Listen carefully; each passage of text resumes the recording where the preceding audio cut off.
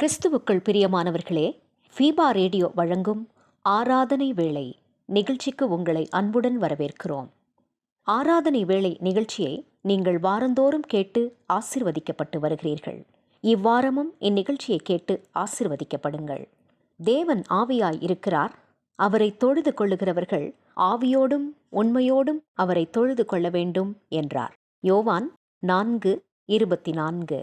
இந்நிகழ்ச்சி பற்றிய மேலான கருத்துக்களை கமெண்ட் செக்ஷனில் பதிவிடுங்கள். உங்கள் நண்பர்களுக்கும் இந்நிகழ்ச்சியை அறிமுகம் செய்யுங்கள். இனி கேளுங்கள் ஆராதனை வேளை.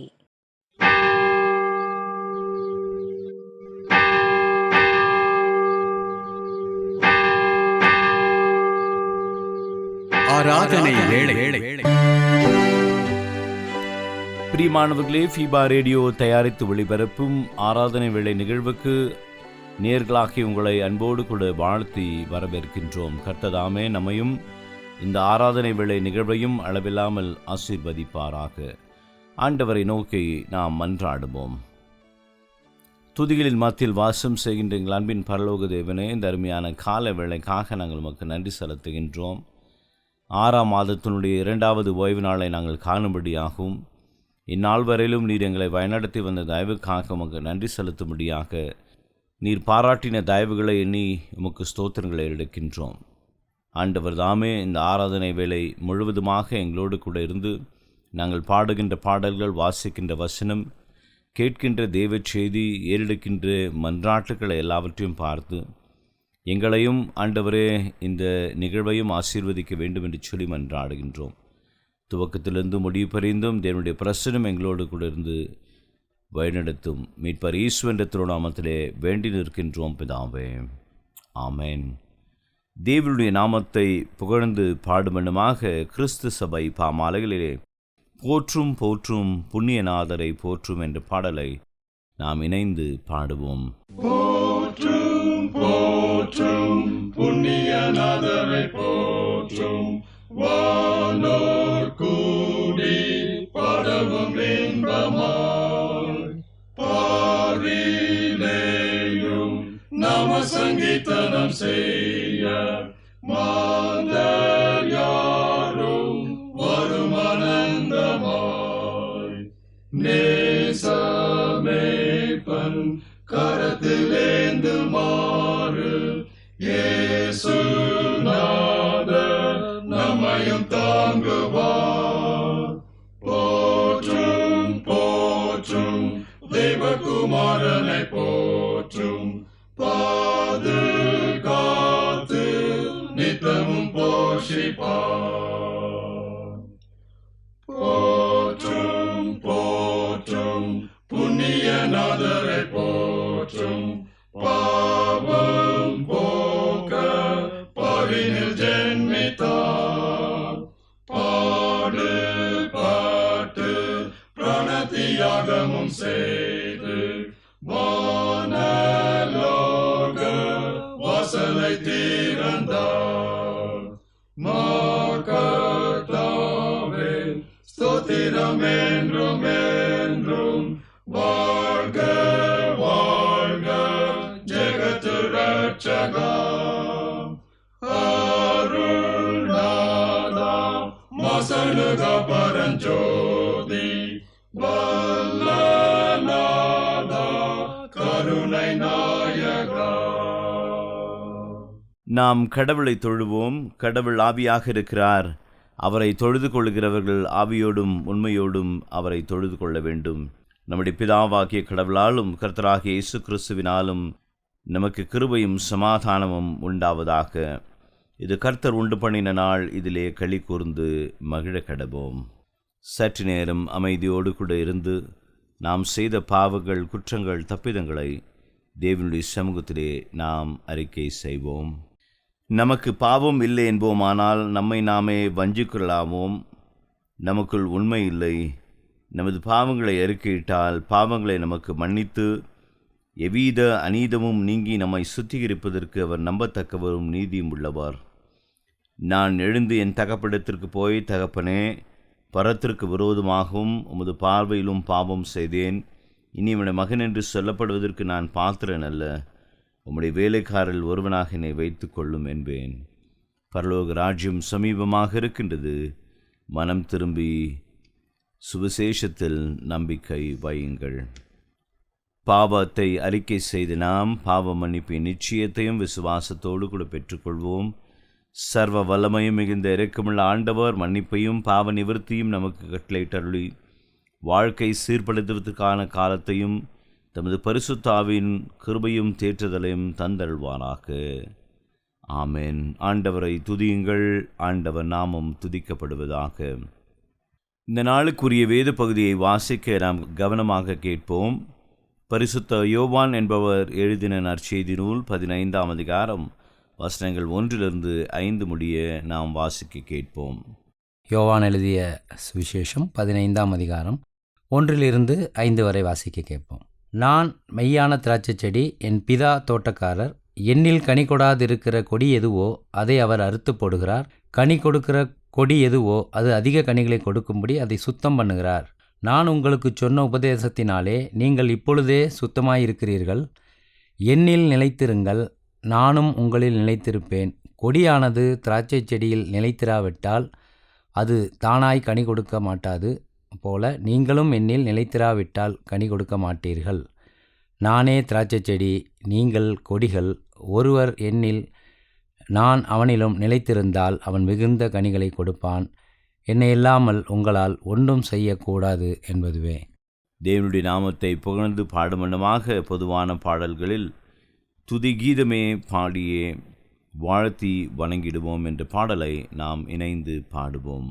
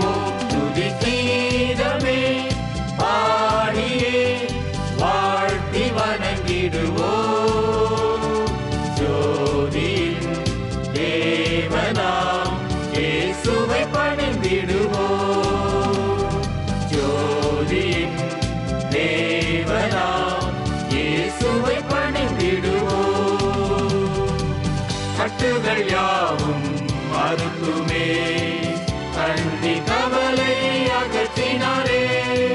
கட்டுகள் யாவும் மறுக்குமே, கண்ணி கவலை அகற்றினாரே.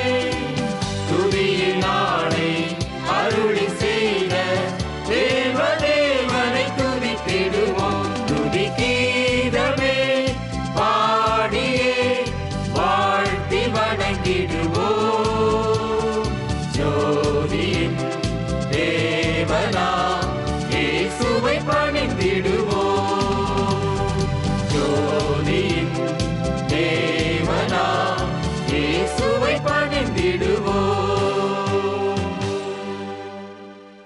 எனக்கு அருமையான தேவனுடைய ஜனமே, இந்த நாளிலுமாக நம்முடைய கடந்து வந்து ஆண்டவருடைய சத்தியத்தை பகிர்ந்து கொள்கின்றவர் தஞ்சாவூர் பகுதியிலே சுவிசேஷகராக தம்முடைய ஊழிய பணியை மேற்கொண்டு வருகின்ற சுவிசேஷகர் தேவராஜ் ஐயா அவர்கள். தேவராஜ் ஐயா அவர்கள் ஆவிக்குரிய வாழ்க்கையில் வரும் மாற்றங்கள் என்கின்ற தலைப்பின் கீழாக ஆண்டவருடைய சத்தியத்தை நம்மோடு கூட பகிர்ந்து கொள்கின்றார். விசுவாசத்தோடு கூட ஆண்டவருடைய சத்தியத்தை நாம் கேட்போமாக. ஆராதனை வேலை நேயர்களுக்கு இயேசுவின் நாமத்தில் வாழ்த்துக்கள். நான் எடுத்துக்கொண்ட தலைப்பு என்னன்னு கேட்டிங்கன்னா, உங்களுக்கு ஆவிக்குரிய வாழ்க்கையில் வரும் மாற்றங்கள். அதாவது கனிகளை கொடுக்க நாம் ஆண்டவரிடத்திலிருந்து நிலைத்திருக்க வேண்டும். நிலைத்திராவிட்டால் கனி கொடுக்க மாட்டீர்கள் என்று ஆண்டவர் வசனம் நமக்கு போதிக்கிறது. ஒரு மனுஷன் தன் ஆவிக்குரிய வாழ்க்கையில் வர்ற மாற்றங்கள் எப்படி இருக்கும் அப்படிங்கிறது குறித்து ஒரு தலைப்பில் மூலம் பார்த்தோமானால், கர்த்தரோடு நிலைத்திருந்தால் மிகுந்த கனி, நிலைத்திராவிட்டால் கனி கொடுக்க மாட்டோம். இப்படி 2 காரியத்தை குறித்து நாம் பார்க்க போகிறோம். முதலாவது, நாம் கனி கொடுக்க மாட்டோம். அவர் எப்படி சொல்கிறாருன்னா, நீங்கள் என்னில் நிலைத்திராவிட்டால் கனி கொடுக்க மாட்டீர்கள். கர்த்தராகிய இயேசு கிறிஸ்து எதை விரும்புகிறார் என்றால், நாம் அவரோடு எந்த நாளிலும் நிலைத்திருப்பதை அவர் விரும்புகிறார். ஏனென்றால் நாம் அவரை விட்டு பிரிந்தால் நம்முடைய நிலைமை மிகவும் மோசமாக போகும். அதை ஆவிக்குரிய வாழ்க்கையில் பல மாற்றங்களை நாம் ஒரு வேளை பார்க்கக்கூடும். நிலைத்திருப்பது என்பது, ஒரு மனிதன் எப்படி ஒரே இடத்தில் இப்போ நிலைத்திருக்கிறான் அப்படின்னு சொன்னால், அந்த இடத்தை விட்டு அங்கு இங்கும் எங்கும் அசையாமல் அதே இடத்துல இருக்கணும், தொடர்ந்து அதில் இருக்கணும், தொடர்ந்து அது கூட பயணம் பண்ணணும் அப்படிங்கிற அர்த்தத்தில் இந்த வசனமானது வருகிறது. அதை ஆண்டவர் சொல்கிறாரு. அதை திராட்சை செடிக்கும் கொடிக்கும் அதை கம்பேர் பண்ணி ஆண்டவர் பேசுகிறார். திராட்சை செடியில் மேலே கொடிகள் படர்ந்துருக்கும். அதாவது இஸ்ரவேல் தேசத்தில் திராட்சை செடி மிக உயரமாக வளரக்கூடியதாக இருக்கும். அது மேலே கொடிகளும் படர்ந்துருக்கும். அந்த கொடியானது என்ன செய்யும்னா, திராட்சை செடி மேலே நல்லா கிட்டக அதனுடைய வேர்கள் காம்புகள் எல்லாம் அதை சுற்றி நன்றாக அமைந்து தனக்கு தேவையான சில சத்துக்களை அந்த செடிகளிடமிருந்தே, திராட்சை செடிகளிடமிருந்தே இந்த கொடிகள் பெற்றுக்கொள்ளும். அந்த கொடிகள் வேர் மூலமாக பெற்றுக்கொள்வதை பார்க்கிலும் அந்த மேலே படர்ந்திருக்கிற அந்த செடியிலிருந்து அதிக சாறை பெற்று அது வாழ்க்கையை தொடங்கும். அப்படி தான் அந்த இடத்துல குறிப்பிடப்பட்டு இருக்கிறது. அதே போல் நாமும் ஆண்டவராகிய இயேசு கிறிஸ்துவிடம் நிலைத்திருப்பதை குறித்து அவர் சொல்கிறார். நீங்கள் நிலைச்சிருக்கணும். நிலைத்திருந்தால்தான் மிகுந்த கனிகளை கொடுப்பீர்கள். சும்மா கொஞ்சம் கனி இல்லை, அதிக கனிகளை கொடுப்பீர்கள். எப்போ கொடுப்பீங்க? நிலைத்திருந்தால்தான் கனி கொடுக்க முடியும். அப்போ அதையும் திரும்ப ஆண்டவர் சொல்கிறார், நீங்கள் நிலைத்திராவிட்டால் கனியை கொடுக்க மாட்டீர்கள் அப்படின்னு 2ஐயும் டிஃப்ரென்ஷியேட் பண்ணுறார். இதில் ஆவிக்குரிய வாழ்க்கையில் பார்க்கும்போது, கர்த்தராகிய இயேசுவோடு கூட ஒரு மனிதன் பயணிக்கும் போது தான் அவன் அவரோட கூட நிலைத்திருக்க முடியும். எப்படின்னு பார்த்தோம்னா, நாம் தினமும் நம்மளுடைய கடமைகளில் ஒரு கடமையாக சேர்த்துக்கிறோம். எதை சேர்த்துக்கிறோம்? கிறிஸ்தவ வாழ்க்கையில் பைபிள் படிக்கிறது, வேதத்தை தியானிக்கிறது, ஆண்டவர்கிட்ட ஜெபம் பண்ணுறது, ஆண்டவரோடு உறவாடுவது, ஆண்டவரை துதிப்பது, ஆண்டவரை பாடுவது. இப்படி நம் வாழ்க்கையில் ஆண்டவரோடு கூட நெருக்கமான ஒரு உறவை கொடுப்பது எதுவென்றால் ஆண்டவரோடு நிலைத்திருக்கிறது. அதுதான், அந்த உறவு தான் நிலைத்திருக்கிறதை குறிக்கிறது. அவரோடு கண்டினியூ பண்ணுறது, அவரோடு இருக்கிறது, அவரோட தங்கி இருக்கிறது. ஸ்டே அப்படின்னு போட்டிருக்கு இங்கிலீஷில். தங்கி இருப்பது என்றால் 24 மணி நேரமும் அவரோடு கூடவே இருக்கணும் என்பதை ஆண்டவர் விரும்புகிறார். எப்படி ஒரு செடி மேலே கொடி படர்ந்துருந்தா கொஞ்சம் நேரம் ஒட்டியிருக்கும், அதுக்கப்புறம் தனியாக கிடக்கும், தனியாக வளர்ந்து வந்துடும். அப்படி கிடையாது. 24 மணி நேரமும் 365 நாளும் அது அந்த செடியின் மேலே அந்த கொடியானது படர்ந்து தனக்கு தேவையான சக்திகளை அதிலிருந்து உறிஞ்சுவது போல நாமும் ஆண்டவராகிய இயேசு கிறிஸ்துவோடு கூட நம் வாழ்க்கையில் நிலைத்திருக்கிற ஒரு அனுபவத்தை, அவரோடு கூட ஒட்டி வாழுகிற ஒரு அனுபவத்தை பெற்றிருந்தால் நிச்சயமாகவே நாம் மிகுந்த கனிகளை கொடுப்பவர்களாக மாறுவோம்.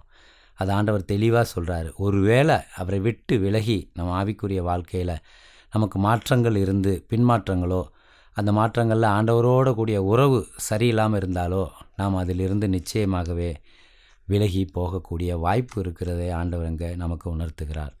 அதனால் நம்ம அவரோடு நிலைத்திருக்கிற வாழ்க்கையை அனுபவித்து அதை நிலைத்திருப்பதை மேன்மையாக நாம் பார்க்க வேண்டும். நிலைத்திருக்கிறதுல ஒரு மிகப்பெரிய கஷ்டம் இருக்குது. ஏன்னா எனி டைமும் எப்படி ஒரு மனுஷன் 24 மணி நேரமும் ஆண்டவரையே நினச்சிக்கிட்டே இருக்க முடியுமா? அவர் கூடவே வாழ முடியுமா? இப்படி பல காரியங்களை நாம் பார்க்கலாம். ஆனால் நிலைத்திருக்கிற அனுபவத்தை கொஞ்சம் கொஞ்சமாகத்தான் ஒரு மனிதன் தன் வாழ்க்கையில் பெற்றுக்கொள்ள முடியும். இது உடனே ஒரு நாள் ப்ராசஸில் 24 ஹவர்ஸும் ஆண்டவரோடு கூடிய உறவாக ஒரு மனிதனால் வாழ முடியாது. அதற்காக முதலாவது ஆண்டவர் அதுக்குரிய ஸ்டெப்ஸு சொல்லிக் கொடுக்குறாரு. ஒரு கொடி எப்படி கொஞ்சம் கொஞ்சமாக ஒரு செடி மேலே படர்ந்து மிகுந்த கனிகளை கொடுக்க அது மேலே சுற்றி தன்னிடத்திலிருந்து அந்த சாறுகளை உறிஞ்சுமோ, அதை போலவே நாம் டே பை டே நம்மளுடைய ஆவிக்குரிய வாழ்க்கையில் ஒவ்வொரு நாளைக்கும் ஒரு அனுபவத்தையும் ஒவ்வொரு நாளைக்கும் ஒரு புதிய காரியத்தையும் ஆண்டவரோட பழகி அவருடைய உறவில் நிலைத்திருந்தால் நிச்சயமாகவே நம்ம வாழ்க்கையில் அதிக கனிகளை கொடுக்க முடியும். இது அநேக காரியங்களில் நம்ம யோசிக்கும்போது கனிகளை கொடுப்பது என்பது, கனிகள் பற்றி வேதத்தில் நிறைய காரியங்கள் இருக்குது. ஆவிக்குரிய கனிகள் 9 கனிகள் இருக்குது. இந்த கனிகளை கொடுக்கறதுங்கிறது சாதாரணமான விஷயம் இல்லை. அது அந்த ஒவ்வொரு கனிகளையுமே தனியாக தியானித்தோம்னா நேரம் போதாது. அதனால் மிகுந்த கனிகளை கொடுக்குற ஒரு மனுஷனாக மாறுறது எப்பன்னா, தன் பரிபூர்ணத்தினால் அவன் நிச்சயமாக மாற முடியும். அது உடனே நடக்கிறதில்ல, இட் இஸ் ஏ ப்ராசஸ். அதே மாதிரி ஒரு மனிதனுடைய வாழ்க்கையில் அவன் ஆண்டவரோடு நிலைத்திருந்தால் நிச்சயமாகவே அவன் எல்லோருக்கும் பிரயோஜனமாக, அதாவது ஒரு கனிங்கிறது என்ன, ஒரு மனுஷன் அதை எடுத்து சாப்பிட்டு தான் வாழ்க்கையில் அதை பயணிக்க முடியும். அந்த கனிகள் தன் வாழ்க்கைக்கு உடலுக்கு சக்தியை கொடுக்க முடியும். ஒரு கனி ஒரு மனுஷனுக்கு பலத்தை கொடுக்க முடியும். ஒரு கனி ஒரு மனுஷனுக்கு பசியை தீர்க்க முடியும். அதே போல தான் நாம் மிகுந்த கனிகளுடையவளாக இருந்து ஆண்டவரோடு நிலைச்சிருந்தோம்னா நிச்சயமாகவே அநேக ஜனங்களுக்கு, அநேக ஆத்துமாக்களுக்கு நாம் ஒரு கனியாக மாற முடியுங்கிறது தான் ஆண்டவர் இந்த இடத்துல வலியுறுத்துகிறார். ஒரு கனியாக ஒரு மனுஷன் எப்படி மாற முடியும் அப்படின்னு சொன்னால், அடுத்தவர்கள் வாழ்க்கையில் நடக்கிற பிரச்சனை போராட்டங்களில் நாம் அவர்களுக்கு ஒரு வழிகாட்டியாக, நாம் அவர்களுக்கு ஒரு பாதுகாவலனாக, நாம் அவர்களுக்கு ஒரு துணையாக இருந்து அவங்க அந்த சூழ்நிலையிலிருந்து கடந்து போக நாம் அவர்களுக்கு உதவி செய்வது, அப்படி பல காரியங்களை நாம் அடுத்தவர்களுக்காக நாம் அதை நினைத்து செய்யும்போது நிச்சயமாகவே நாம் நம்மளுடைய வாழ்க்கையில் மிகுந்த கனிகளை கொடுப்பவர்களாக இருப்போம்.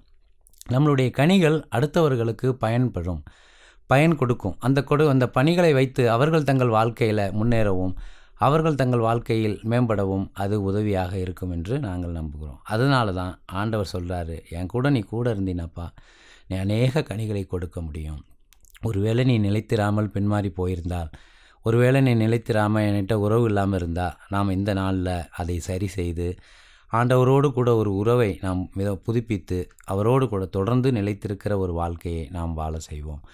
அதனால தான் ஆண்டவர் இந்த காரியத்தை மிகுந்த அதை கம்பேரிசனாக திராட்சை செடியையும் கொடியையும் அவர் அதை அந்த இடத்துல வைத்திருக்கிறார்.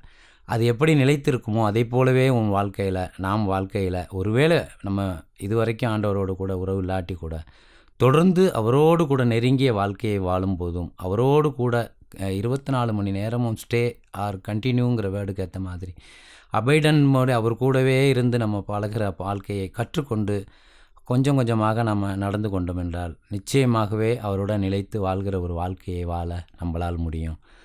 அதனால் அதை நினச்சி இது ஒரு 24 மணி நேரம் எப்படி ஆண்டவரை நேசிக்க முடியும்? 24 மணி நேரம் அதையே நினச்சிட்டு இருக்க முடியுமா? நமக்கு வேலை வெட்டி இல்லையா, தூக்கம் இல்லையா, அப்படிலாம் நினைக்கலாம். அது ஆண்டவர் மிகுந்த நேரங்களை அவருக்கு கொடுக்க அதை விரும்புகிறார். எப்போல்லாம் நமக்கு நேரம் கிடைக்குமோ நம்மளால் ஆவிக்குரிய வாழ்க்கையில் மாற்றங்களை கொடுக்கறதுக்கு Bible reading, Bible study, Bible meditation, அப்புறம் பாடல்கள், ஆராதனைகள், இதெல்லாம் எதற்கு நமக்கு சபைகளில் கொடுக்கப்பட்டிருக்கிறதுனா நம்மளுடைய வாழ்க்கையில் ஆண்டவரோடு உள்ள உறவை துண்டிக்காமல் நம்ம நிலைத்திருந்து தொடர்ந்து பயணிக்கிறதுக்கு தான் இதை எல்லாத்தையுமே சபைகள் உருவாக்கி வைத்திருக்கிறது. அதனால் நாம் ஆண்டவரோட வாழ்க்கை நெருங்கி இருந்ததுன்னா நிச்சயமாகவே நம்மளுடைய வாழ்க்கையில் அநேகருக்கு கனிகளை கொடுக்கிற ஒரு பாத்திரமாக நாம் வாழலாம். பரிசுத்த பிதாவே, இந்த நல்ல வேலைக்காக நன்றியோடு துதிக்கிறோம். ஆண்டவரே, இம்மட்டும் ஆண்டவரே இந்த வார்த்தையை பகிர்ந்து கொள்ள நீர் கொடுத்த எல்லா கிருபைகளுக்காகவும் நன்றி செலுத்துகிறோம். தொடர்ந்தும் ஆண்டவரே தங்கள் வாழ்க்கையில் யாரெல்லாம் பின்மாற்றத்தில் இருக்காங்களோ, ஆண்டவரோடு நெருங்கிய உறவு இல்லாதவர்கள் யாரெல்லாம் இருக்கிறார்களோ அவர்களுக்காக நான் ஜெபிக்கிறேன். ஆண்டவரே, இந்த நேரத்தில் அவர்கள் ஆண்டவரே உம்மோடு கூட நெருங்கி வாழ ஒரு வாழ்க்கையை அவர்களுக்கு கொடுக்கும்படியாக நாங்கள் ஜெபிக்கிறோம். விசேஷமாக ஆண்டவரே உம்மோடு நிலைத்திருந்தால் நாங்கள் மிகுந்த கனிகளை கொடுப்பவர்களாக இருப்போம். ஒருவேளை நாங்கள் நிலைத்திராவிட்டால் நாங்கள் கனி கொடாதவர்களாகி வெட்டுண்டு போவோம் என்று இந்த வேத வசனம் எங்களுக்கு உணர்த்துகிறது. அதனால் ஆண்டவரே, ஒருவேளை எங்கள் வாழ்க்கையிலே சரி செய்ய வேண்டிய காரியங்கள் இருந்தால் ஆண்டவரே, உம்மை விட்டு பிரிகிற காரியங்கள், உம்மை விட்டு விலகுகிற காரியங்கள், உம்மை விட்டு விலகுகிற பாவங்கள் இருந்தால் நாங்கள் இந்த வேலையில் உம்மை நோக்கி மன்றாடி மன்னிப்பு கேட்குறோம் ஆண்டவரே. இந்த நேரத்தில் உம்மோடு கூட இணைந்து ஆண்டவரே, நாங்கள் அநேக கனிகளை கொடுத்து அதன் மூலம் இந்த உலகத்தில் இந்த எத்தனையோ ஆத்துமாக்கள், அழிந்து போகிற ஆத்துமாக்கள் மத்தியில் நாங்கள் அவர்களுக்கு ஆண்டவரே பிரயோஜனப்படக்கூடிய ஆத்மாவாய், பிரயோஜனப்படக்கூடிய கனிகளை தந்து ஆண்டவரே உம்மில் நிலைத்திருந்து அவர்களுக்கு கனிகளை கொடுக்கிற பாத்திரங்களாய் எங்களை மாற்ற வேண்டுமா நாங்கள் ஜெபிக்கிறோம்.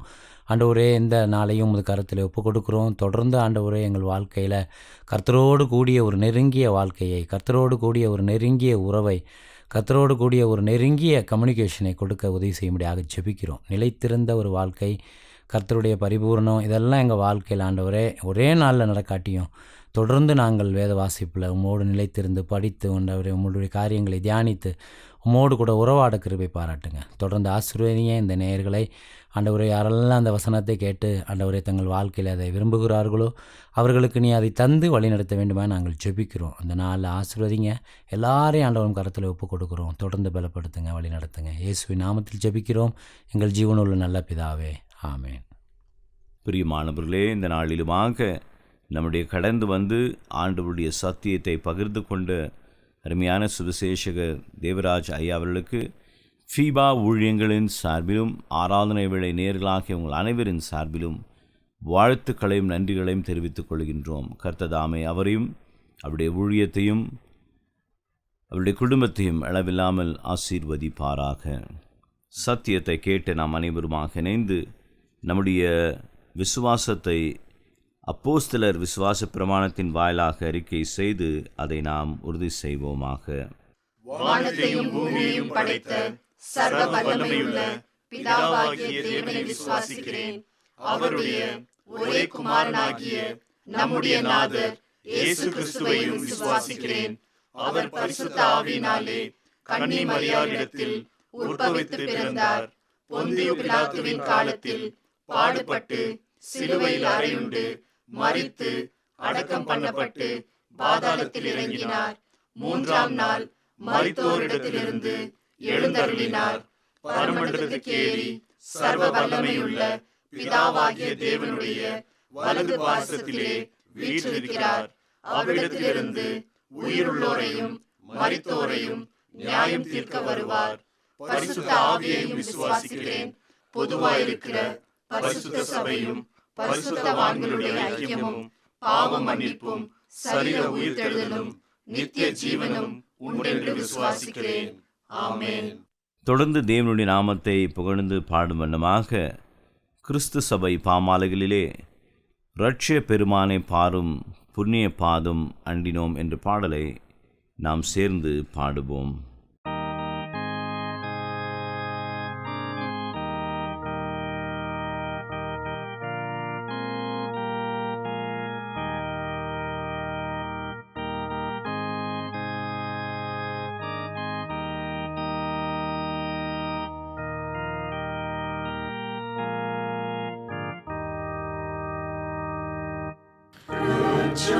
பெருமானை பாரும் புண்ணிய பாதம் அண்டினோம். சுத்தமாக்கி சிறை தாரும் தேடி வந்து நிற்கிறோம். இயேசுநாதா, இயேசுநாதா, உங்கள் சொந்தமாயினோம். இயேசுநாதா, உங்கள் சொந்தமாயினோம்.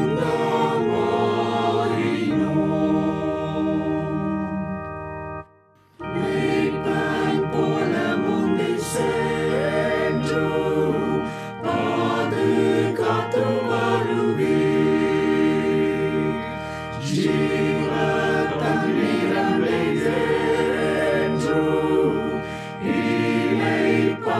செய்குவீர். இயேசுநாதா,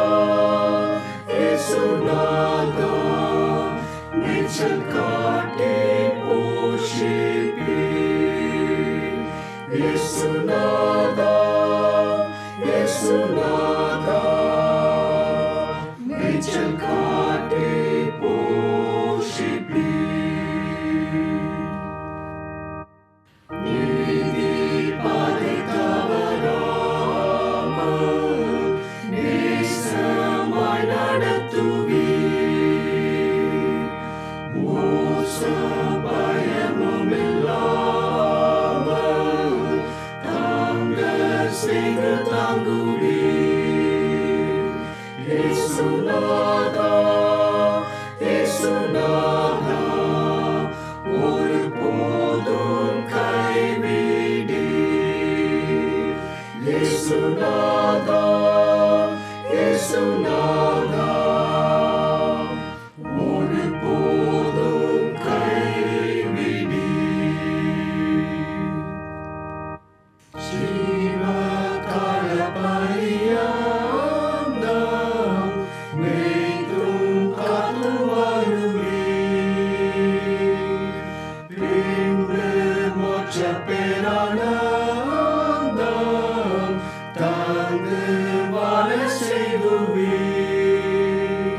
இயேசுநாதா, இயேசுநாதா, உயிர்காலம் வாழ்விப்பீர். இயேசுநாதா, இயேசுநாதா, உயிர்காலம் வாழ்விப்பீர். ஆண்டவரை நோக்கி நாம் மன்றாடுவோம். நேற்றும் இன்றும் என்றும் மாறாத எங்கள் அன்பின் ஆண்டவரே, தர்மியான கால வேளைக்காக நாங்கள் உமக்கு நன்றிகளை சொல்லுகின்றோம். 6ஆம் மாதத்தினுடைய 2வது ஓய்வு நாளிலே நாங்கள் வந்து உம்மை ஆராதிக்கச் செய்த கிருபைக்காக நன்றிகளை சொல்லுகின்றோம். கர்த்ததாமே, நாங்கள் கேட்ட சத்தியத்தின்படி எங்கள் வாழ்க்கையிலே ஏற்படுகின்ற மாற்றங்கள் எல்லாம் உம்முடைய நாமத்திற்காக மகிமைக்காக இருக்க அருள் தர வேண்டும் என்று சொல்லி மன்றாடுகின்றோம். இப்பொழுதுமாக ஆண்டவரே, உம்முடைய வார்த்தைகளை கேட்டுக்கொண்டிருக்கின்ற உமது பிள்ளைகள் அனைவரையும் ஆசீர்வதிக்க வேண்டும் என்று சொல்லி மன்றாடுகின்றோம். உம்முடைய சமூகத்திலே தங்களுடைய பாரத்தையும் தங்களுடைய வியாகுலத்தையும் தங்களுடைய பலவீனத்தையும் தங்கள் குடும்பத்திற்காக தேவைகளையும் சொல்லிக் கொண்டிருக்கின்ற உமது பிள்ளைகள் அனைவரையும் ஆசீர்வதிக்க வேண்டும் என்று சொல்லி மன்றாடுகின்றோம். கேளுங்கள், உங்கள் சந்தோஷம் நிறைவாயிருக்கும்படி பெற்றுக்கொள்வீர்கள் என்ற நம்முடைய வேத வாக்கின்படியே ஆண்டவரே, கேட்கின்ற அனைத்து ஆசீர்வாத நன்மைகளை தந்து இவளை காத்துக்கொள்ள வேண்டும் என்று சொல்லி மன்றாடுகின்றோம். நிகழ்ச்சியின் முடிவிலே இவர்களுக்குள்ளாக ஒரு பெருத்த மகிழ்ச்சி, சந்தோஷம், சமாதானம் உண்டாக அருள் பாராட்ட வேண்டும் என்று சொல்லி விண்ணப்பம் செய்கின்றோம். நீர் அப்படியே செய்யப்போவதற்காக நன்றிகளை சொல்கின்றோம். ஆட்கொள்ளும் வழிநடத்தும் மீட்பர் இயேசுவின் திருநாமத்திலே வேண்டி நிற்கின்றோம் பிதாவே, ஆமேன். ஆண்டவர் நமக்கு சொல்லித்தந்த கர்த்தருடைய ஜெபத்தை ஒன்றாக நாம் ஏறெடுப்போம். பரமண்டலங்களில் இருக்கிற எங்கள் பிதாவே, உம்முடைய நாமம் பரிசுத்தப்படுவதாக, உம்முடைய ராஜ்யம் வருவதாக, உம்முடைய சித்தம் பரமண்டலங்களில் செய்யப்படுகிறது போல பூமியிலேயும் செய்யப்படுவதாக. அன்றன்றுள்ள அப்பத்தை இன்று தாரும். எங்களுக்கு விரோதமாய் குற்றம் செய்கிறவர்களுக்கு நாங்கள் மன்னிக்கிறது போல எங்கள் குற்றங்களை எங்களுக்கு மன்னியும். எங்களை சோதனைக்குள் பிரவேசிக்க பண்ணாமல் தீமையிலிருந்து எங்களை ரட்சித்துக் கொள்ளும். ராஜ்யமும் வல்லமையும் மகிமையும் என்றென்றைக்கும் உடையவைகளே, ஆமென். ஆண்டவரின் ஆசீர்வாதத்தை விசுவாசத்தோடு கூட நாம் பெற்றுக்கொள்வோம். திரியகராம் தந்தை மைந்தன் தூயாவின் அன்பு கிருபை சமாதானம் ஆசீர்வாதம் பயனெடுத்ததல் நம்மோடும் நாம் கேட்டிருக்கின்ற விண்ணப்பங்களோடும் பெற இருக்கின்ற நன்மைகளுடனும் ஆசீர்வாதத்துடனும் இன்றும் என்றும் சதா காலங்களிலும் தங்கி நிலைத்திருப்பதாக. ஆமென்.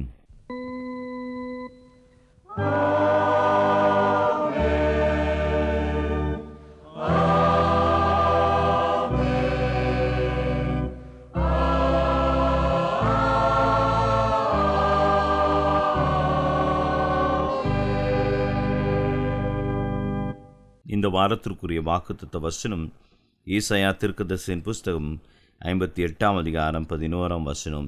நீ நீர்ப்பாய்ச்சலான தோட்டத்தைப் போலவும் வற்றாத நீரூற்றைப் போலவும் இருப்பாய் என்று தேவன் நம்மை பார்த்து சொல்லுகின்றார். அவர் அப்படியே செய்வார். அவர் சொல்லாகும், கட்டளையிட நிற்கும் என்று சொல்லி உங்களிடத்திலிருந்து விடைபெறுவது உங்கள் ஊழியன் அருள் திரு தியோடு வில்லியம். கர்த்தர் உங்களை ஆசீர்வதிப்பார். நேயர்களே, மீண்டும் நினைவூட்டுகிறோம், நீங்கள் ஃபீபா ரேடியோவின் நிகழ்ச்சிகள் பற்றிய தகவல்களை அறிந்து கொள்ள விரும்பினால் டிஸ்கிரிப்ஷனில் கொடுக்கப்பட்டுள்ள லிங்கை கிளிக் செய்யுங்கள். மேலும் நீங்கள் எங்களோடு தொடர்பு கொள்ள விரும்பினால் டிஸ்கிரிப்ஷனில் கொடுக்கப்பட்டுள்ள அலைபேசி மற்றும் தொலைபேசி எண்களை தொடர்பு கொள்ளலாம். வாழ்த்துக்கள் கூறி விடை பெற்றுக் கொள்கிறோம். வணக்கம் நேயர்களே.